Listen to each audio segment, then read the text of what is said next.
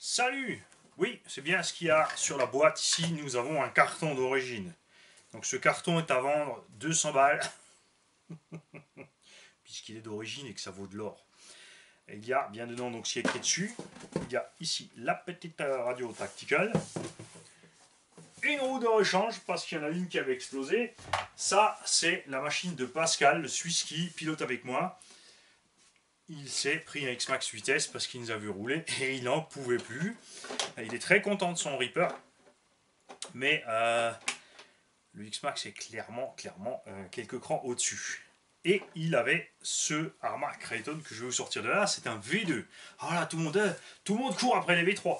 Alors c'est sûr que le V3 par rapport au V2, on profiter de ce petit unboxing pour vous en parler, il y a enfin des tiges d'amorto plus solides sur les V3 que sur les V2. On ne peut pas juste changer les tiges, puisque les joints dans les cartouches et l'entrée sont de taille différente. À mon avis, ils ont gardé le même tube, mais tout ce qui est joint, les petites cales en plastique à travers lesquelles passe la tige, forcément sont adaptées au diamètre. Il faudrait prendre le tige plus tout le kit machin. C'est peut-être plus rapide de trouver des amortisseurs complets aux US.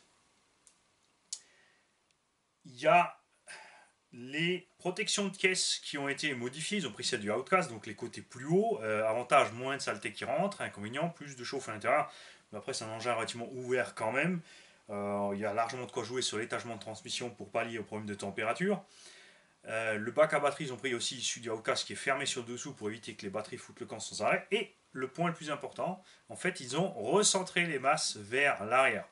Alors c'est quelque chose qu'en truggy en fait qui n'est pas courant, parce qu'en général, le truggy on a le poids devant pour éviter de lever et de ballonner sans arrêt de l'avant. Évidemment, en bâche, ça va piquer du nez. Donc on est obligé de mettre beaucoup plus de sauce pour garder le nez en haut. Et en équipant les masses au centre, on aura donc un plus bel équilibre de vol.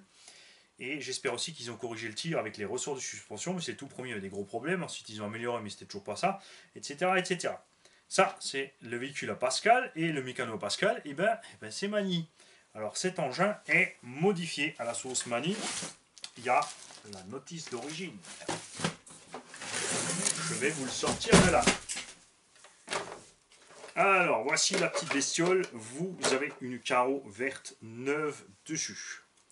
Cet engin sert dans une carrière, mais ça n'y a pas posé plus de problème que ça, puisque c'est fait pour. Les suspensions, comme vous pouvez le constater, c'est une autre histoire. Nous avons ici 4 amortisseurs de Hobo Hyper MT Sport dessus. Et tadam, il a reçu les protections de caisse du Arma Outcast. Il a reçu le bac à lipo du Arma Outcast. Cependant, il y a évidemment 2-3 petites différences de châssis, puisque le Outcast a un châssis de Arma Typhon. Au niveau du perçage des châssis, on a donc dû refaire un petit trou et passer la vis où il fallait pour que ce soit bien dedans. Il a le pare-choc avant RPM, le gros méga super solide, et à l'arrière, il a la pelle à tarte T-Bone pour protéger les impacts sur le cul. Le châssis, évidemment, est raboté, ça c'est sûr. Je vous montre la machine dégueu comme elle est parce que j'aime montrer l'état réel des choses. C'est sûr qu'une fois que je suis passé derrière, que j'ai nettoyé et tout refait, on ne s'imagine pas l'état réel. Et moi j'aime bien montrer l'état réel parce que pour moi c'est important, surtout quand on achète quelque chose à distance. C'est beaucoup plus sympa parce que voilà. Alors, est-ce qu'on va le voir? Donc les noix de cardan, puisque Pascal est un pilote aguerri.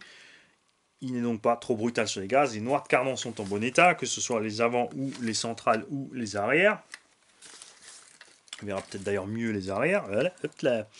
Donc il y a forcément des graviers, des caillasses qui sont passés dedans.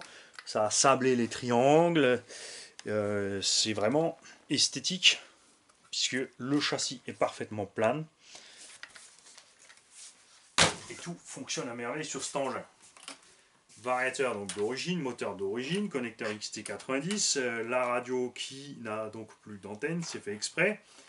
Et tout ce qu'il y a à faire dessus, c'est bien sûr quelque chose que je vais régler. C'est vous régler au niveau du cerveau de direction le débattement. Puisque le souci, là aussi, j'en profite justement, on va en venir là-dessus. Sur cet engin, en fait, Arma, il y a quelque chose qu'ils n'ont pas résolu. Non plus sur le V3. Bien sûr, ils ont mis une autre fixation de cerveau pour éviter trop de mouvement. Mais le souci que j'ai eu sur tous les Arrma que j'ai eu en main, c'est en fait au niveau ici. Est-ce qu'on va le voir? Là. Ici, au point de pivot de direction, en fait, entre la platine supérieure et le pivot, il n'y a absolument aucun jeu, aucune place.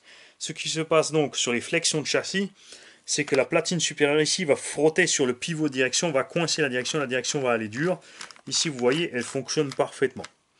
Donc ici, ce que je fais en général, c'est que j'enlève la platine supérieure et j'utilise deux petites rondelles en fait de M3 qui font donc 3 mm de diamètre intérieur, 4 de diamètre extérieur uniquement et le minimum de ce que je peux trouver en hauteur pour caler là-dessous pour que les pivots de direction aient un peu de jeu axial, pardon, ce qui évite ce coincement. L'autre chose qui flingue ce cerveau aussi, c'est le débattement. Quand on reçoit la machine, son braque à fond à droite à gauche, en fait, la direction arrive en butée, mais le cerveau, lui, il va pousser à fond ici sur la cale de train, tellement il va loin, et de l'autre côté, carrément, il arrive à buter dans le vario. L'angle de direction est donc beaucoup trop grand. Voilà. Alors ce nouveau bac à batterie, par contre, là, c'est sûr qu'il est... voilà. Il faut un peu de temps pour mettre les batteries, parce qu'il y a le velcro à passer par devant, par derrière. Il y a la petite boucle au milieu pour coincer les sangles, pour coincer les câbles. Par contre, ça c'est bien. Il y a un strap devant, un strap derrière, plus la butée ici qui est réglable en hauteur. Regardez-moi ça. Donc, il ne faut pas avoir peur. Pour la place des lipots, il y a vraiment tout ce qu'il faut. Ici, vous l'avez tous vu, on peut coincer les petits balanceurs à l'intérieur. Et on a toujours les câbles Vario, par contre, qui passent ici sur l'avant. Alors, ça tient moyennement bien. Souvent, après les chocs, ces câbles sortent de là et vont se prendre dans la direction ou frotter où il ne faut pas. Donc ici, l'idéal, c'est de passer un petit résistant pour laisser ces câbles bien tranquillement à l'abri. Voilà. La cage qui fait toujours super bien son taf et qui protège très bien la carrosserie. Alors, cet engin sera...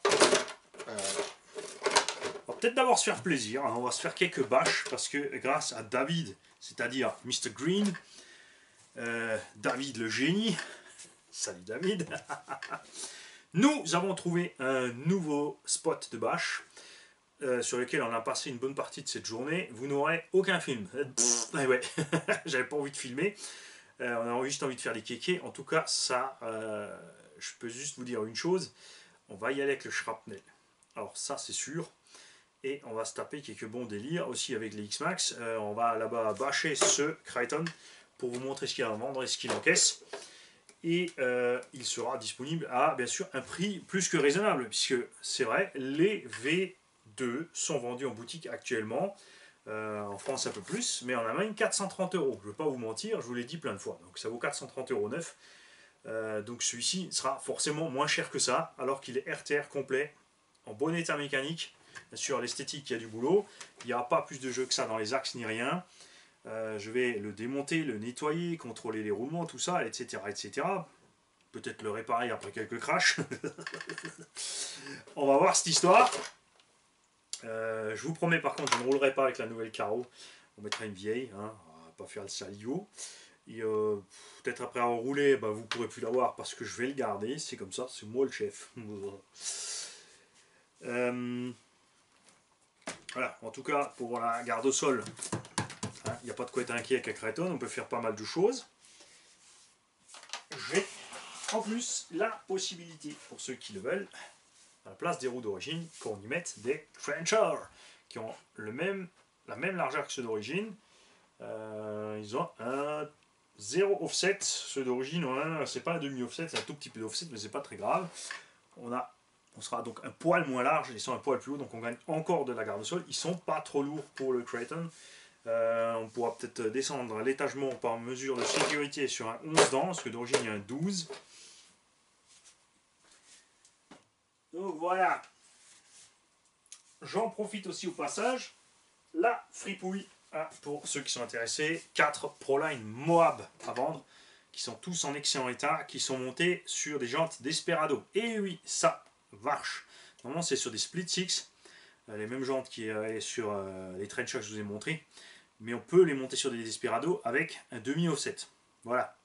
Ça par contre c'est plus lourd, c'est déconseillé sur les truggy, je vous le dis. Après, si vous voulez faire, petit pignon, et faites gaffe, le poids est vraiment important. Voilà. Pour l'instant, c'est tout. Je sais plus. Oui, non? On sait pas. On verra. Salut les gars.